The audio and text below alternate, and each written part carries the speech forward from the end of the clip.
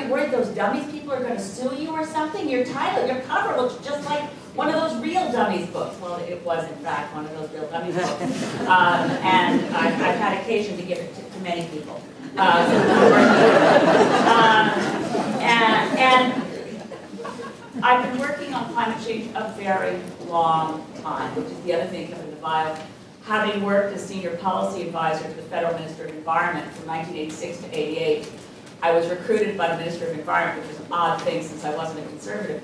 But they wanted someone in the minister's office who was actually an environmental activist. A number of people in this room know me as an anti-nuclear, anti-pesticide activist, like Dorothy Gold Rosenberg and Lynn McDonald, and people who knew me way before even Sierra Club. I've been working on environmental issues since I was a teenager, and I came into the Minister of Environment's office, and that's where I started to learn about the climate issue, because I was, at that point, as I said, an activist on a number of other issues. But I sat with the Minister of Environment, and Environment Canada scientists, we had Environment Canada scientists in those days, and Environment Canada scientists would brief the Minister on the science of what they were seeing coming if we continued to increase our dependency on fossil fuels, if we didn't get off fossil fuels, if we didn't reduce greenhouse gases, we would be looking at a future impact called climate change. I can remember the briefings really well because I both found them terrifying and convincing. And the nightmare of the whole thing for me is that I've been working on the climate issue for 29 years, and in that period of time, the things that were once just predictions are now headlines. And as Matthew said, we had a lot of procrastination, a lot of denial, and a lot of lost time. We did, in fact, have a reasonably decent climate plan in 2005. And of course, as soon as, and it was Paul Martin's government that brought it out, but it was immediately canceled, not by a vote in Parliament, mind you, but by the Prime Minister acting alone when Stephen Harper canceled the only climate plan we had and proceeded to ramp up greenhouse gases. There are a lot of milestones on the way to where we are now. But where we are now is desperate last measures to avoid runaway global warming. We no longer have the capacity, technologically or in terms of atmospheric chemistry, to avoid climate change. We have loaded the atmosphere with greenhouse gases to such an extent that we now have more greenhouse gases in the atmosphere than at any time in the last at least 800,000 years by direct measurement of air bubbles and Antarctic ice cores. We know that we are 30% more CO2 in the atmosphere than at any time in roughly 1 million years as compared to the levels, and we had greenhouse gas levels never above 280 parts per million. And we're now hovering very near the 400 parts per million mark. Scientists had anticipated this. Some published papers in the late 1800s. It's not a controversial concept that loading the atmosphere with gases that cause warming without the natural greenhouse effect, this planet would be far too cold to sustain any kind of life at all. So we've known the greenhouse effect. We understand it. It's been through all of humanity's history, it's been entirely beneficial. If we hadn't had it, we wouldn't be here at all. Okay, so fast forward where we are now, we are in a situation of a danger zone where some people will argue the thresholds have already been crossed. We can't know that. I have been involved in this issue for so long and keep firmly believing and looking at the science and crunching the numbers all the time to know that we still have the possibility globally to avoid 2 degrees global average temperature increase above the levels of temperature before the Industrial Revolution. I've been participating in all the UN climate negotiations, and the next one coming up is the deadline for a replacement treaty. We should have had one in Copenhagen. That was a complete train wreck. I'm happy to talk about what happened there if anyone wants to know. But it was a disaster. We can't afford a disaster in Paris. This is not a debate between Liberals, Greens, and NDPers. I want to make that really clear. This is about saving Canada from Stephen Harper and getting a climate plan in time for Paris. We've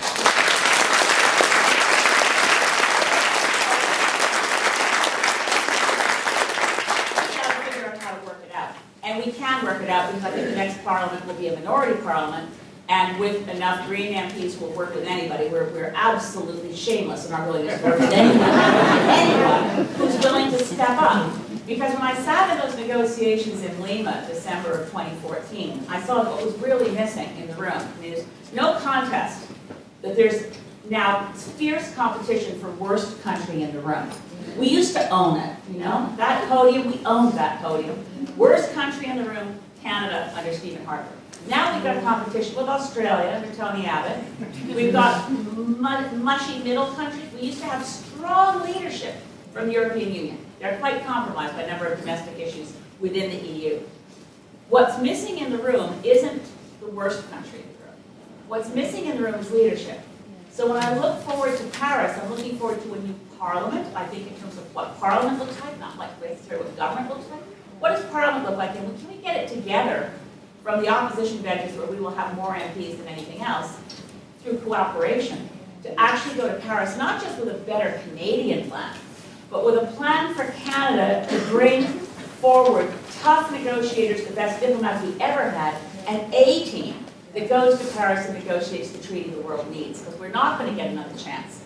Now, in terms of our domestic policies as Greens, because that's part of the question I was asked to answer, we've always favored carbon pricing and removing subsidies. That's so basic. The World Bank, the IMF, absolutely everyone around the world now calls for that, except for some Canadian parties. We would bring in carbon pricing through fee and dividend. So the fee would probably be around $200, $225 a ton, which would deliver about $5,000 to every Canadian. That's back of the envelope stuff, but roughly right. We have to maximize energy efficiency. In this country, we still waste more than half the energy we use. That's still our low-hanging fruit. The low-hanging fruit for so long, we're stomping all over it. We are the squashed fruit on the ground on that one. We can do that. And we've seen leadership from the provincial and the government of Ontario shutting down coal-fired power plants. That's the number one thing we need to do. Alberta's coal-fired power plants still, at this point, produce roughly the same amount of greenhouse gases as the oil sands. So the thing we need to do is go after coal-fired power and shut it down everywhere. We're encouraged by China's commitment to have 20% of its electricity grid renewables, but China's coal-fired power still represents a real threat. But every country has to move as fast and aggressively as it can to decarbonize its economy. And that's something we need to talk about more. We need fuel switching. Our vehicle fleet should be switching very rapidly to either new fuels, hybrids, or electric vehicles as much as possible, and then we're not producing our electricity from coal anymore, which means we need a better Canadian grid that we can sell and buy and share the electricity from the renewable provinces into the ones that are making the transition off coal. It's a lot of detail here I can't get into, but I just want to, with the last, I think I have a minute left, say that this is not an issue that stands as one of many priorities. This is the priority. Naomi Klein had it right. This changes everything. This is not about tweaking at the edges or the margins of our society. This is a transformational change of our economy. This will require rapid, aggressive action to avoid 2 degrees. And not just from Canada. From every country around the world, we are going to need significant commitment to put fossil fuels on the shelves of history altogether. Coal, natural gas, oil, all of it. We have to rapidly move off fossil fuels so that we're using roughly 90% less than today by mid-century 2050. Yes, that's ambitious, but we did it faster than that when we moved from horse and buggies into cars. We have had technological innovations. We've had transformational change.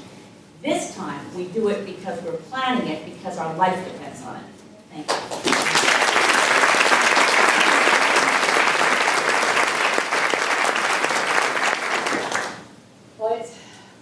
Been a wonderful experience to be involved tonight. I really, other than the questions came to us on bits of paper, but I can, watching your faces and making eye contact with people, I can see sewing, because I didn't get to hear your voices. I see a lot of committed activists in this room who are going to keep working for climate action. So I thought I'd mention a few things because it's always hard to give complete answers with as much detail as I'd like to share. But if you wanted to see where the Green Party is on all these issues, plus more, on our website is a document called Vision Green, which covers that. We focus a lot on carbon pricing in the public debate. And from my point of view, carbon pricing is a sine qua non. It's the start. It's not the whole program. It's not the whole plan. You need carbon pricing, and then you need all the other aggressive steps that help make the shift to renewables, to make the shift to retrofitting our buildings, that shift our transportation infrastructure. So for very good information that I've relied on, I thought I'd mention a couple websites because it's really hard to get good information these days. How do we actually see ourselves getting from here to where we need to be? One of the best projects, it's global, but it has a chapter on Canada, is called Deep Decarbonization. So if you haven't looked up the Deep Decarbonization, all one word with decarbonization spelled with a Z, deepdecarbonization.org. It's very good, it's quite detailed, it gives you stuff to really dig in, and it's got a specific country chapter on, well, obviously China, US, but also there's a country chapter on Canada, which is very instructive for how we actually get off fossil fuels. And similarly, for good news information, you can go to cleanenergycanada.org. They've put together very good examples of where we're seeing programs that show us the light of day, and that's worth looking at. So because you're all activists, I thought I'd also leave you with a to-do list. Everyone always wonders what I can do between now and then. Right now, Canada should be preparing for the UN system. In order to get a treaty by Paris in December, the process has determined that we want to see, not wait till in that horrible experience in Copenhagen, where after everybody left, the IPCC got a chance to crunch the numbers and see if the collectivity of promises made by all the countries that were there in the back room with Barack Obama, if they all keep their promises, does it avoid 2 degrees? No, it didn't. And of course, Canada didn't keep its promise. So the system within the UN negotiation, which is all countries, which means Canada has agreed to this, are supposed to table their pledges for Paris in the first quarter of this year, so by the end of this month. Unfortunately, the language got quite watered down, so it said by the end of the first quarter, for those countries prepared to do so. But this needs to be better known among climate activists. We need to. I've asked in Parliament, and of course gotten the typical non-answer from Leona Gluka, because she reached from a card that had nothing to do with my question. Similarly, last time I asked her a question period, I didn't ask her, I asked Stephen Blaney, Minister of Public Security, if we could organize scientific briefings for the RCMP so they'd understand climate change and not write appalling reports on anti-petroleum activists who somehow claim to believe greenhouse gases are causing climate change. Last point, quickly, we need to ensure that climate becomes an election issue. To this, I am totally committed, and I would appreciate your support when the time comes to ensure I get in the leaders' debate. I think I'm in. By all the leaders I've ever heard of, I'm in.